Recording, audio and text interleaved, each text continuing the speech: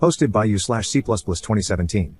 I previously deleted the post just to be safe, but here's a summary. After I, 27M, earned a degree in computer science, my brother, 41M, and his two partners recruited me to work for them during the summer. They wanted me to set up the infrastructure for their new company in finance and investments. One summer turned into 2 years of unpaid work as a secretary, receptionist, systems technician, personal assistant, accountant, and research analyst. They paid me about 4 or 5 times, totaling around $7,000 to $8,000 over 2 years. When I left to start grad school, they were upset that I wouldn't stay.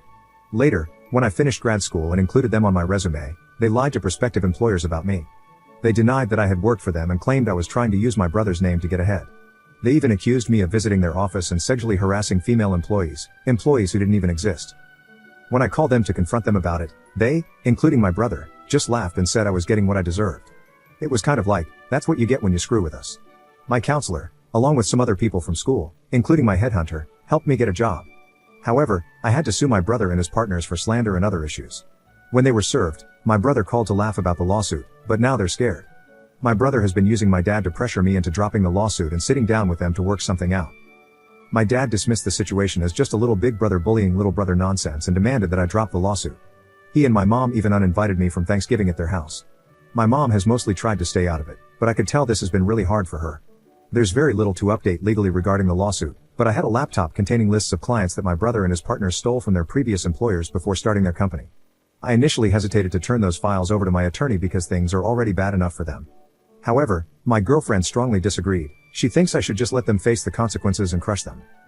On the 9th, I called my attorney, informed him about the files, and dropped them off at his firm. The next day, on the 10th, I got an urgent call from his firm asking me to come in immediately. When I arrived, my attorney explained that the files would be turned over to the U.S. Attorney's office, meaning it's out of our hands now. He also brought up my parents. He had spoken to my dad and described him as a world-class prick. My attorney told me they plan to subpoena both of my parents to testify at a deposition and likely a trial if it gets that far. He advised me to prepare myself for what my parents might say about me. He made it clear that there's no turning back now. Since I didn't pay anything for my attorney to take this case, his firm is heavily financially invested, so they're essentially calling the shots at this point. I think my attorney believes I'm weak or that I'll want to back off or go easy on my family. He even told me outright that he knows my family will weaken me. I think he underestimates me. Regardless, he advised me to brace myself for the heat my dad will bring. I told him I have 2 older sisters on my side and that my mother is mostly neutral. He assured me, though, that my mother is absolutely not neutral. He just told me to prepare for anything. Then I got phone calls from both of my sisters, who live about 300 miles away. They were disgusted with my dad's and my brother's behavior and had initially told me they were 100% behind me. However, now they've uninvited my girlfriend and me from seeing them and their children this Christmas. They said they love me but believe I need to back off the lawsuit. This was a bit of a shock. It didn't crush me, but it wasn't easy to hear. They told me they won't be contacting me anymore, and they asked me not to contact them either, saying they have their reasons. They both cried during the calls, but I stayed calm. They also emailed my girlfriend to let her know that we were uninvited from their homes for Christmas. In response, my girlfriend sent them a very scathing reply. While I wish she hadn't sent it, it's ultimately her decision how she handles the situation. Things with my dad are getting a little out of control. He confronted my girlfriend and me outside the house of a family friend who had invited us over for a holiday get-together on Sunday night. The situation got heated, and I said some things that were probably below the belt. I could tell they affected him, his eyes watered, and he was trying not to cry. Then my girlfriend jumped in and laid into him, much like she did with my sisters. She's clearly on a roll right now, and the gloves have come off for her. My mom stayed in my dad's truck the whole time, just watching. I don't think she could hear what was being said. For now, there's nothing else happening, but the tension is definitely high.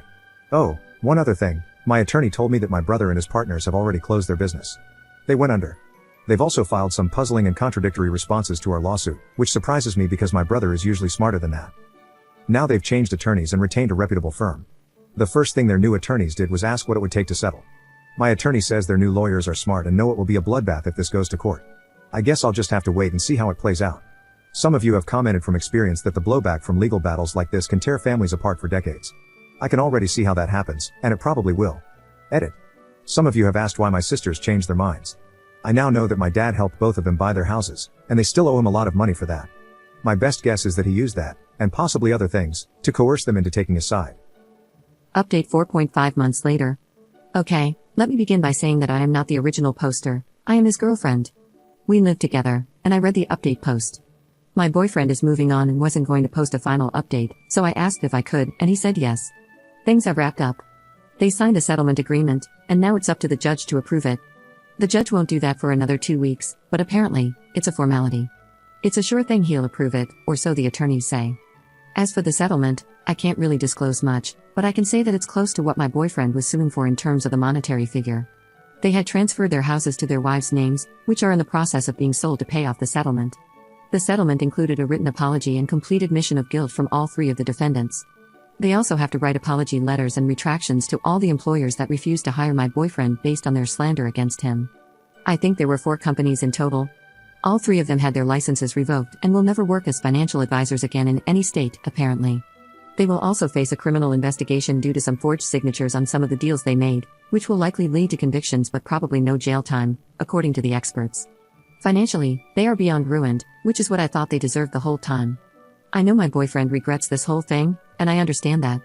It's still his family, and they were close at some point. I think he's better off without them anyway, but that's easy for me to say. His parents are totally a lost cause. I don't think there will be a reconciliation in this lifetime after what's happened. I thought my boyfriend would be open to one when the dust settled, but now I don't. During the mediation hearings, his mom and dad both testified. They both lied, but I knew his crooked dad would. I was shocked that the mother lied about there having been a verbal agreement that my boyfriend would work for his brother's company in exchange for room and board at the parents' house, and that the dad had also been paying him in cash for working. She claimed she witnessed my boyfriend refusing payment from his brother many times. She lied about a lot of other very hurtful things right there while my boyfriend sat and watched her. She never looked at him, not once. His dad never looked at him either, but at least he sat there the whole time after he testified to support his older son and his friends. His mother left the room crying after she testified. I was not shocked that she testified because the attorney had said she might, but I was extremely shocked by the horrible things she said about my boyfriend. She will someday regret doing that to her son. Such an awful, revolting, and repulsive thing she did. What she did to her youngest son is inexcusable. I was beyond utterly disgusted that she did that. She really has no clue how much damage he caused to her youngest son. I doubt he'll ever get over it, and I doubt he will ever want to see her again. Not to rant about the mother, but she lied and said disgusting things about her youngest son, and he's the only good son she has. He's the only one who doesn't owe his dad anything. He's the only one with compassion and high morals, the only one who constantly worried about her and kept in touch with her. She messed up in the most disgusting way. How could she do that? He was there for her more than her other 3 kids put together. All for a lawsuit that she had to know they were going to lose. Her testimony did nothing to help their case, nothing.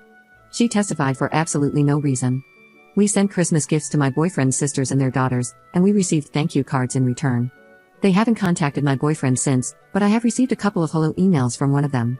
She never mentions my boyfriend or the family problems, she just says hello and asks how I'm doing.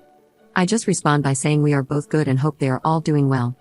I'm not sure where this will go, but it's a small step on what seems like a long road before they are allowed by their father to reconcile with their brother, or until they have the courage to do so without their dad's blessing. I think they are both too embarrassed to contact my boyfriend directly. I can sense that they are trying to find a way that will eventually lead them to him.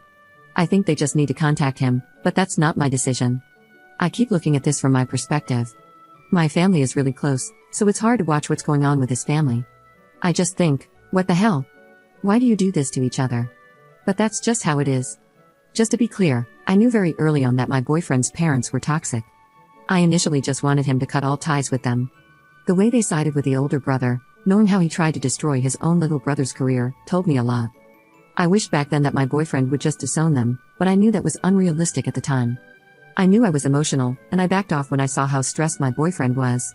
But things escalated, and now I think my boyfriend's mom has dealt a death blow to any chance of reconciliation. I'm not just saying that because I'm against it. I'm not for it, and I'm disgusted with her. But I can see the damage she did up close. I'm afraid he may never forgive her. She just went overboard in such a horrible way. I have been talking to my dad about this the whole time, and everything has turned out exactly the way he said it would. Everybody, all parties, are destroyed. It's like a bomb went off, and everybody got hit.